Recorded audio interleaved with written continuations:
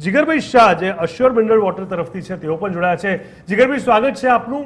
પાણીને લઈને જ્યારે અત્યારે ચર્ચા ચાલી રહી છે, રાજકોટ અત્યારે ઉદાહરણરૂપ બન્યું છે અને કદાચ રાજકોટ ઉદાહરણરૂપ છે, પરંતુ બાકી બધા શહેર અને જિલ્લાએ ક્યાંક અત્યારે જાગી જવું પડશે એના ઉદાહરણ તરફી અને સમજવું પડશે કે બાકી જગ્યાએ પણ પાણીની શું આ જ પ્રકારની ગુણવત્તા આવતી હશે કે કેમ? આપનું શું માનવું છે?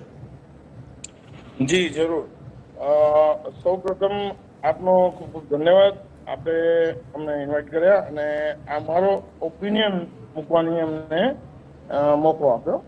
ઓકે, હવે પાણીની ઇન્ડસ્ટ્રી એક એવી ઇન્ડસ્ટ્રી છે, ઇનિશિયલ રિક્વાયરમેન્ટ આ હોય છે, 12 માસ આ વસ્તુની રિક્વાયરમેન્ટ હોય છે।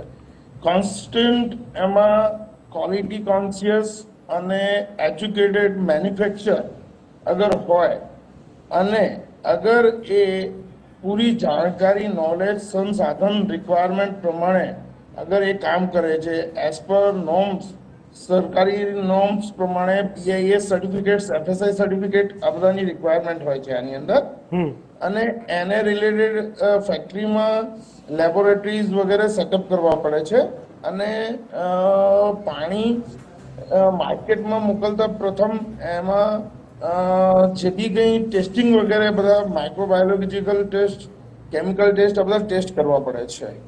એ પછી જ હંમેશા પાણી માર્કેટમાં મોકલી શકાય છે અને એના ઉપર સેલ્ફ લાઈફ ને આ બધી જ વસ્તુઓ આપણે જાણીએ છીએ। આજે કોઈ પણ ફૂડ પ્રોડક્ટ બજારમાંથી આપણે લઈએ છીએ તો એના ઉપર મેન્યુફેક્ચરિંગ ડેટ, એની એક્સપાયરી ડેટ આ બધી જ વસ્તુઓ લખેલી હોય।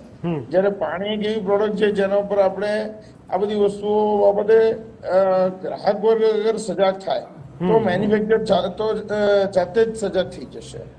સૌપ્રથમ આપણે તમે કહ્યું એ પ્રમાણે જગની વાત કરીએ। જગ એ સદંતર નોન ISI અને અનહાઇજેનિક પ્રોડક્ટ છે। જગની અંદર જે પાણી ઉપલબ્ધ કરાવવામાં આવે છે, ઠંડુ પાણી, રાઈટ, એ ઓલવેઝ નોન ISI ફેક્ટરીઓ જ બનાવે છે અને એ બેઝિકલી અનહાઇજેનિક જ હોય છે।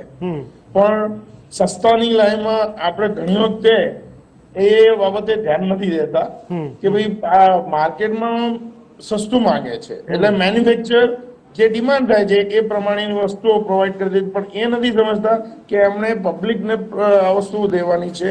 હાઇજેનિક લેવલ ઉપર એ સચોટ ઉતરવી જોઈએ, એની લેબોરેટરી પરીક્ષણ થવા જોઈએ સમય સમયે। જે ફેક્ટરીઝ ISI લઈને કામ કરી રહી છે એ ફેક્ટરીઝના ઓડિટ થતા હોય છે, ક્વોલિટી ઓડિટ થતા હોય છે, હાઇજીન ઓડિટ થતા હોય છે, BIS તરફથી ઓડિટ આવે છે, FSI તરફથી ઓડિટ આવે છે, સેલ્ફ ઓડિટ હોય છે, રિપોર્ટ્સ કરવાના હોય છે, એટલે ઘણી બધી પ્રક્રિયા હોય છે નિયમો પ્રમાણે। અને આ રીતના જે જગને આ બધું સપ્લાય કરે છે એ જે એમ કહેવાય ને કે પાનના ગલ્લાની જેમ નીકળી પડ્યા છે। આ કોઈ પણ ધારા, ધોરણો, નિયમો, નીતિ નિયમોમાં નથી આવી રહ્યા। આ લોકો ફક્ત ને ફક્ત ડિમાન્ડ અને સપ્લાય આ જ વસ્તુ ઉપર કોન્સન્ટ્રેટ કરી રહ્યા છે। ક્વોલિટી, હાઇજેન આ વસ્તુ પર કોન્સન્ટ્રેટ નથી કરી રહ્યા, એનું જ પરિણામ આજે આપણે આ જોઈ રહ્યા છીએ। બિલકુલ, બિલકુલ।